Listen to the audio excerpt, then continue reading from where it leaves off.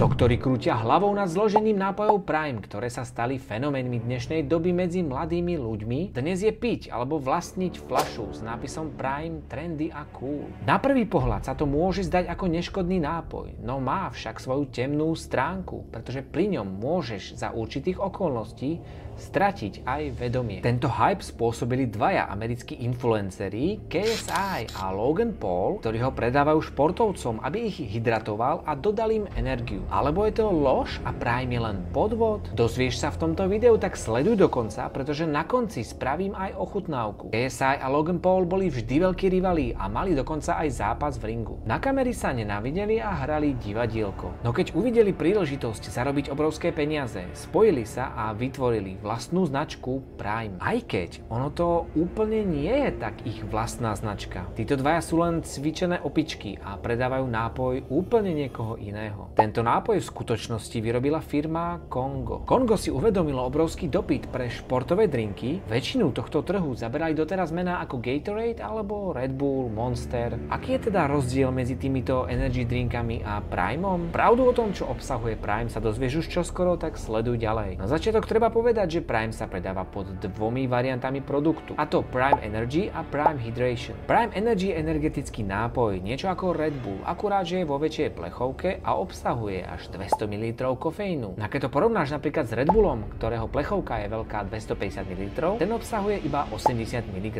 kofeínu. Jedna šálka espressa obsahuje približne 50 až 60 mg kofeínu. Takže ak vypiješ Prime Energy drink, rovná sa to plechovkám 6 Coca-Col alebo 4 silným kávam. To proste neurobíš naraz. No a bezpečný denný príjem kofeínu pre dospelého človeka je 400 mg. Problém ale nastáva v tom, že Prime si kupujú deti. Pre deti do 12 rokov je bezpečná denná dávka kofeínu 85 mg. No a to je menej ako jedna polovica plechovky toho Prime Energy. Ak budeš Prime konzumovať pravidelne, tak podľa výživového experta modernej výživy v Prahe bude celkom isto dochádzať u teba poruchám spánku, bolestiam hlavy či žalúdočným problémom. To ale nie je to najhoršie. Takisto môžeš mať problém s krvným tlakom, s rýchleným tepom, ale dokonca aj srdcovým rytmom. Ale pozor, Prime Energy drink je taký silný, že v kombinácii s alkoholom dokonca môže spôsobiť chvíľkovú stratu vedomia, a to už po jednom nápoji. No a počasie, vďaka tomu, že tento Prime Energy drink obsahuje veľa kofeínu, si naň vytvoríš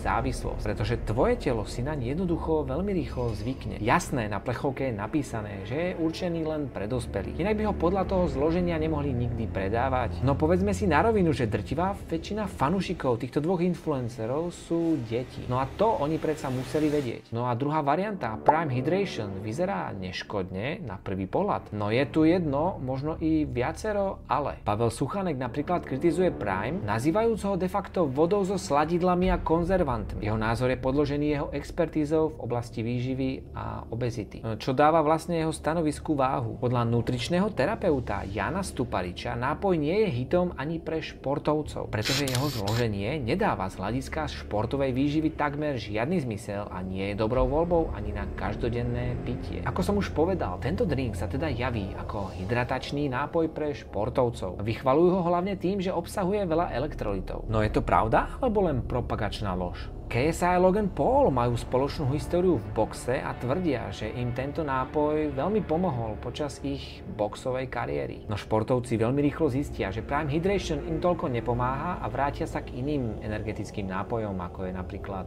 Gatorade. No a kto to teda pije, keď nie športovci? Presne tak, ako Congo plánovalo. Deti. Logan Paul predsa tvrdí, že jeho Prime obsahuje oveľa menej cukru ako ostatné energy drinky. Poďme si to teda vysvetliť. Právom sa píši, že obsahuje menej cukrov ako všetky ostatné značky energy drinkov, no tiež to nedáva zmysel. Pretože ten cukor nahradia tzv. Sukralózou. No a hlavný účel energy drinkov je ten, aby v tele doplnili elektrolity. Jednoducho povedané, keď športuješ, tak vypocuješ elektrolity. Elektrolity sú minerály, ktoré ti tieto drinky majú doplniť. No a minerál, ktorý si vypocujeme najviac z týchto elektrolytov, je sódium. Sódium trochu chutí ako sol. No a to je chuť, ktorú vo svojom ovocnom drinku nechceš. To je dôvod, prečo všetky tie doterajšie drinky majú veľa cukru. Jednoducho, aby balancovali obsah sódia a cukru. Tu nastáva problém s Primom, ktorý je údajne športový drink, no ten nemá žiadne sódium. No a to je dôvod, prečo tieto hydratačné drinky vôbec existujú. Namiesto toho Primu pridali extrémne veľa potásia a mohli povedať, že majú dvojnásobok elektrolytov ako ostatné športové drinky,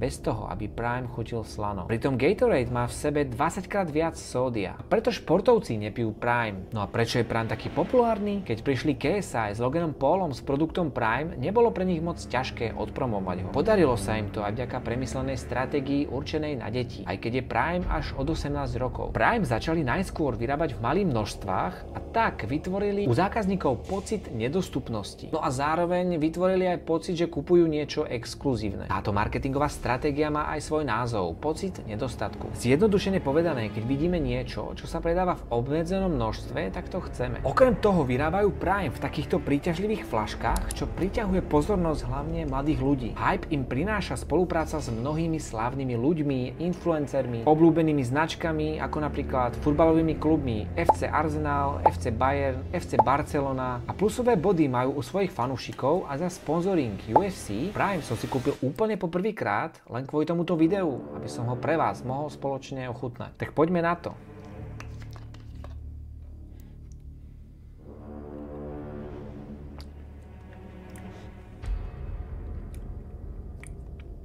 Akože zaujímavé, nie je to až také úplne zlé, ako som si myslel.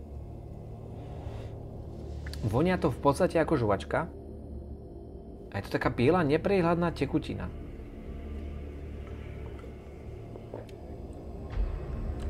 Dá sa povedať, že mi to v celku aj chutí. No nič. A dosť. Zaujímal by ma teraz tvoj názor na Prime. Či si už niekedy pil a chutil ti? Napíš mi do komentára. Mal si s ním nejakú pozitívnu alebo negatívnu skúsenosť? Skúšal si aj Prime Energy? Ak sa ti páčilo video, daj prosím like a napíš mi, čo by si chcel vidieť odo mňa ďalej.